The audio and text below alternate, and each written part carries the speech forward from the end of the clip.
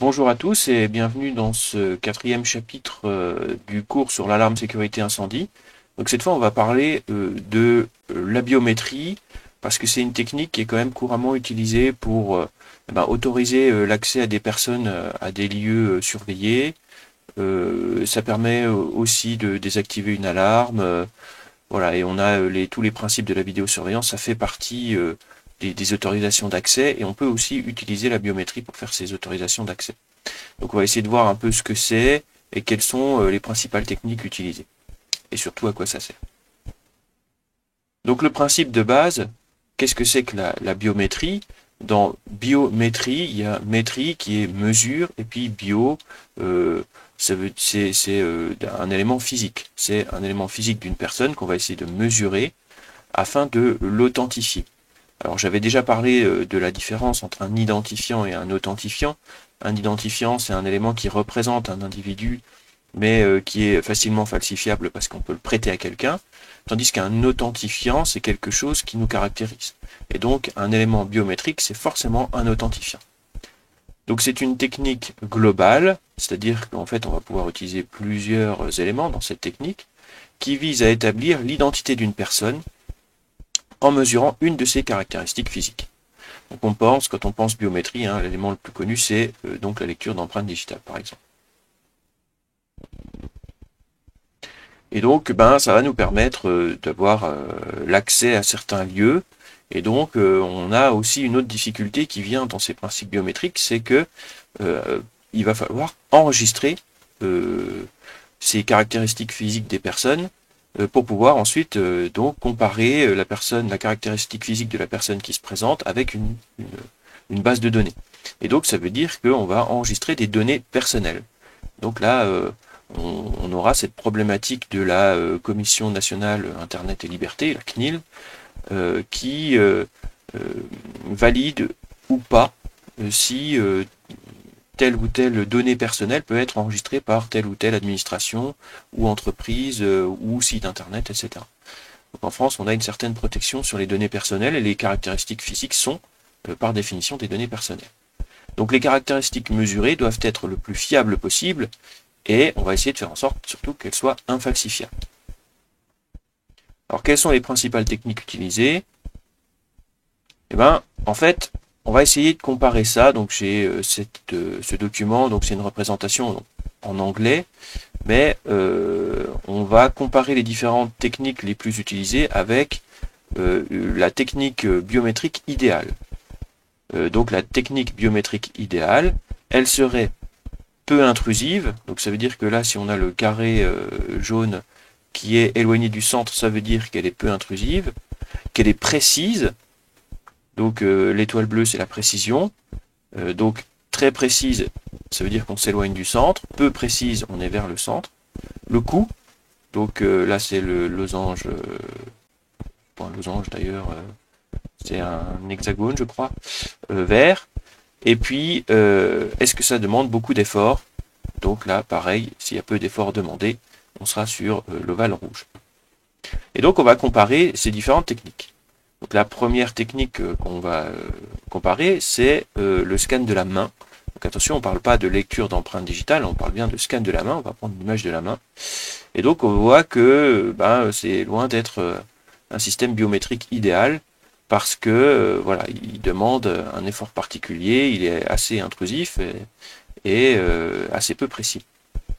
Le scan de la signature, c'est-à-dire que j'ai un système qui va comparer l'image de votre signature ainsi que la vitesse d'écriture, l'appui sur le stylo et tout un tas de choses comme ça, des variations de vitesse aussi lors de l'écriture de certaines lettres. Et ça va nous permettre aussi de déterminer si une personne fait bien cette signature. Là, on a un gros problème de précision sur le scan de la signature. La lecture d'empreintes digitales, elle est très précise. Par contre, elle est assez intrusive parce que ça nécessite d'avoir une base de données de vos empreintes digitales. Le scan de la voix, on voit que c'est peu intrusif, puisqu'il suffit simplement d'un enregistrement de votre voix. Par contre, la précision est très faible. Le scan de l'iris, alors on verra les deux, scan de l'iris et scan de la rétine. L'iris, en fait, c'est la partie colorée de l'œil. alors que la rétine, c'est le dessin des microveines à l'intérieur même de l'œil. Donc ça veut dire que si on veut lire la rétine, il faut injecter de la lumière dans l'œil, alors qu'une simple photo ou une vidéo de l'œil suffit pour faire un scan d'iris. Donc on a une belle précision. Par contre, le coût est assez important, hein, et du coup, parce qu'il faut des caméras capables de visualiser l'iris précisément avec toutes ces particularités. Et pareil pour le scan de la rétine, lui est très précis, mais par contre, il coûte très cher et il demande un effort important puisqu'il faut se faire injecter de la lumière dans l'œil, etc. Le scan du visage. Donc le scan du visage, lui, le problème c'est que il va falloir placer son visage devant un capteur, etc. Donc ça demande un peu plus d'effort. Par contre, il est moyennement peu intrusif, assez précis, avec un coût assez faible. Et enfin le keystroke scan, c'est-à-dire le scan de frappe au clavier. Donc là, on est assez peu intrusif, ça coûte pas cher puisqu'il suffit d'un clavier. Par contre, la précision est très faible.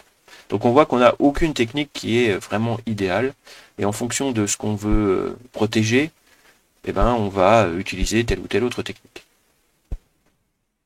Donc les empreintes digitales, c'est la technique la plus connue, hein. On va essayer de reconnaître des points particuliers de l'image de l'empreinte digitale d'une personne. Et donc le principe consiste à lire le dessin représenté par les crêtes et les sillons, donc les creux et les bosses, hein, si vous voulez, de l'épiderme, de la peau, quoi.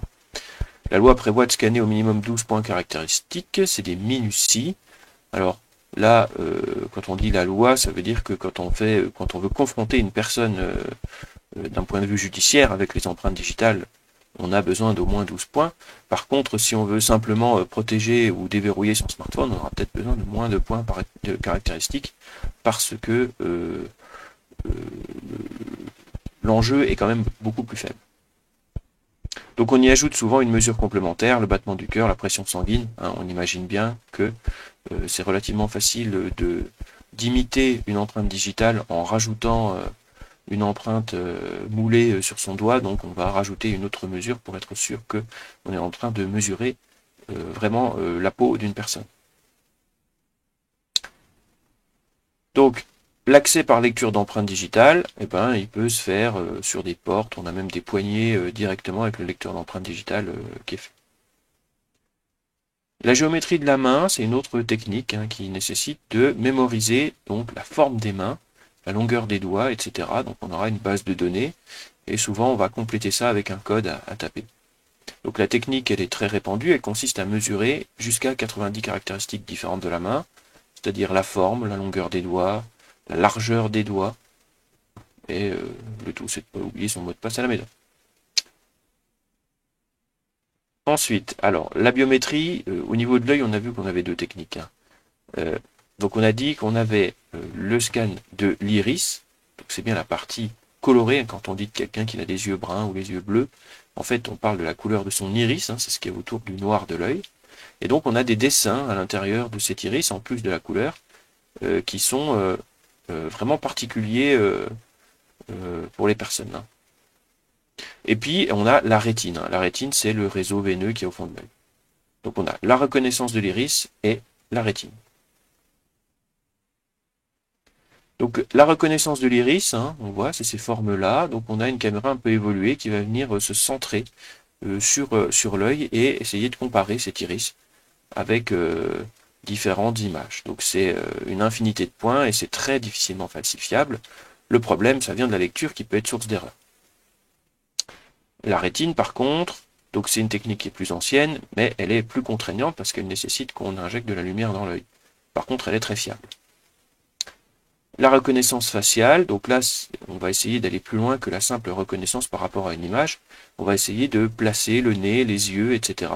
Et donc pour ça, on va faire souvent des images en infrarouge, hein. Donc il s'agit de faire une photographie sophistiquée du visage d'un individu et d'en extraire une série de facteurs propres à chacun. Une autre technique de la biométrie, c'est la configuration des veines. Donc quand on parle de configuration des veines, en fait, c'est la configuration des veines au bout du doigt. Donc combinée à une autre technique d'identification, elle analyse le dessin formé par le réseau des veines. C'est le réseau veineux. Maintenant, alors, donc là, on avait vu des caractéristiques physiques, c'est-à-dire qu'on mesurait une grandeur physique sur quelqu'un. Maintenant, on va essayer de voir les caractéristiques comportementales. C'est quelque chose qui est peut-être imitable, plus facilement falsifiable. Donc, dans les caractéristiques comportementales, on a la reconnaissance vocale, la dynamique de frappe au clavier et la dynamique des signatures. Donc, la reconnaissance vocale, elle consiste à enregistrer une phrase type, hein, et on va essayer de reconnaître l'onde formée par la voix, donc le timbre, l'enveloppe, la vitesse de prononciation des mots, etc. Donc on étudie les facteurs physiologiques et comportementaux d'un individu qui parle. Les dynamiques des frappes au clavier, donc on a le même principe, sauf que cette fois on ne va pas analyser une parole, on va analyser une frappe au clavier. Quand on tape un texte type au clavier, c'est-à-dire toujours le même texte, on aura tendance à taper à différentes vitesses entre les lettres. Et on va essayer de reconnaître cette vitesse de frappe qui est propre à chacun. C'est une étude statistique et dynamique de comparaison entre une séquence de frappe et une séquence de référence. La reconnaissance de signature, donc là on a une lecture optique avec un stylo, un stylet ou un stylo tactile, hein, si vous voulez, qui permet de mesurer en même temps la pression qu'on porte sur ce stylo, et là pareil c'est propre à chacun. Donc on mesure sur une palette graphique des paramètres tels que la vitesse, la pression, les accélérations lors d'une signature. Et donc pour résumer un petit peu ce qu'on a dit, dans la biométrie, on a deux types de techniques. On a les techniques physiques et on a les techniques comportementales. Donc dans les techniques physiques, on a la reconnaissance faciale, les empreintes digitales, le scan de la main, le scan de l'iris et une technique dont je n'ai pas parlé parce qu'elle n'est pas utilisée pour le contrôle d'accès, mais plutôt dans le cadre judiciaire, c'est l'ADN qui est quand même la technique physique la plus fiable, avec 99,9% de chances de ne pas se tromper. Et puis, à côté des techniques physiques, on a les techniques comportementales. Donc ces techniques comportementales, on en trouve essentiellement trois, les frappes au clavier, le scan de la signature et le scan de la voix. Comme d'habitude, on finit avec un exercice. Donc, on va essayer d'expliquer le principe de la reconnaissance faciale. Donc, la reconnaissance faciale, c'est une comparaison d'un visage d'une personne avec une base de données. Et donc, le visage de cette personne, on va surtout comparer les éléments caractéristiques, l'emplacement des yeux, etc. Donc, le principe, c'est de comparer le visage d'une personne avec des points particuliers sur une base de données pour l'authentifier.